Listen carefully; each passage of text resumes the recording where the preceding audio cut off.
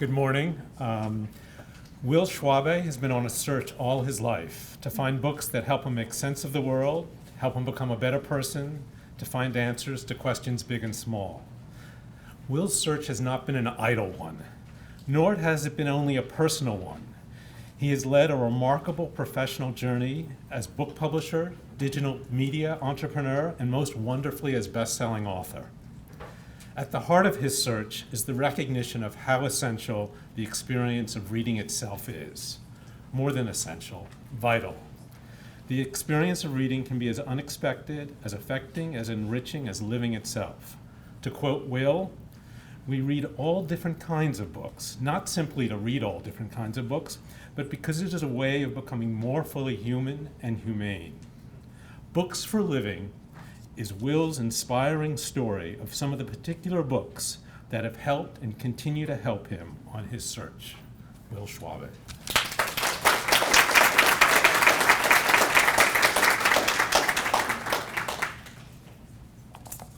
Wow, thank you so much, Dan. That was an incredibly nice introduction, and I can't tell you what a privilege it is to be edited by this extraordinary man. I'm beyond grateful to everyone at Knopf and Penguin Random House, and I also have to say what an incredible honor it is to share the podium and this table with such an amazing group of writers. Now, when I was getting ready to launch my last book, The End of Your Life Book Club, I got a call from Knopf. They told me that the very first thing they wanted me to do was tell a room full of the nation's top librarians about the book at an event very much like today's. I said, fantastic. Then they told me the event was scheduled at the ungodly hour of 7:30 in the morning.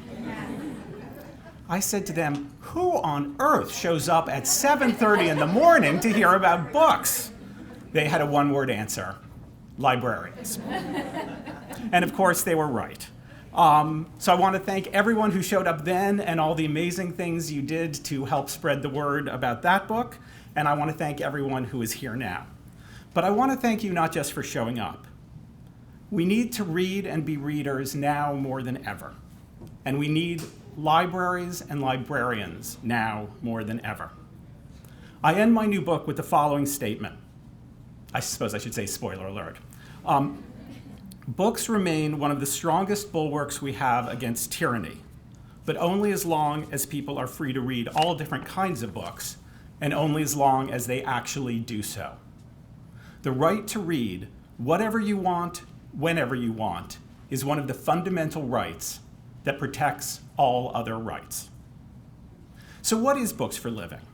Well, throughout my life, I've looked to books for all sorts of reasons, to comfort me, to amuse me, to distract me, and to educate me. Books for Living is a manifesto of sorts. It's my manifesto. It's a manifesto for readers. Each chapter is named for a particular book and includes stories about books I've discovered that have helped me in ways big and small, deal with life in our modern world with all its noise and distractions.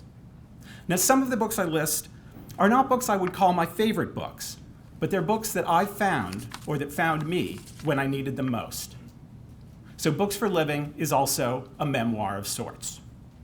I have a chapter about Stuart Little, my favorite book when I was 5, and how it taught me about the difference between running away and searching. I have a chapter on The Girl on the Train, about the way that thrillers have helped me figure out who I can trust and who I shouldn't trust. Often books remind me of specific people and I tell their stories. For example, the chapter on David Copperfield tells the story of my best friend, also named David, who was killed when we were just 22. And it talks about the way David Copperfield, the book, helps me keep my other David close even after 30 years. I write about Song of Solomon, Wonder, A Little Life, A Taste of Country Cooking, Reading Lolita in Tehran, to name just a few.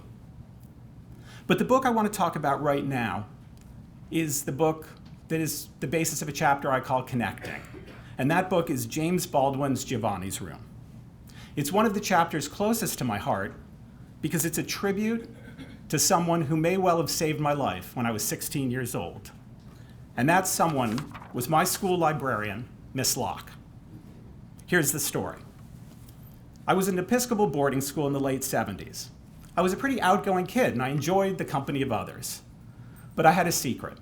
I'd recently realized that I was gay, and I knew that if anyone were to find this out, I would become a pariah and have to leave the school I loved. There had literally never been an out gay student or faculty member at my school. And remember, this is the late 70s. Anita Bryant had just launched her hateful crusade, embraced by millions. Lesbians, gay men, and transgender people were publicly reviled with the threat of violence always present, as it is still so often for many today. Now, usually I kept my terror at bay, but when I got particularly anxious or depressed, I would find myself taking refuge in the school library during our afternoon free period, and I'd roam the stacks, pulling books from the shelves that spoke to me. And though I wouldn't have admitted it to myself, whenever I went to the library, I always hoped to find Miss Locke at her desk. She had the most amazingly delicious chocolate chip brownies. She also always had a kind word for me. One day I went at my usual time. Miss Locke wasn't there, but I caught sight of the library cart, and on it was a book, just one book, The Little That Is All, Poems by John Chardy.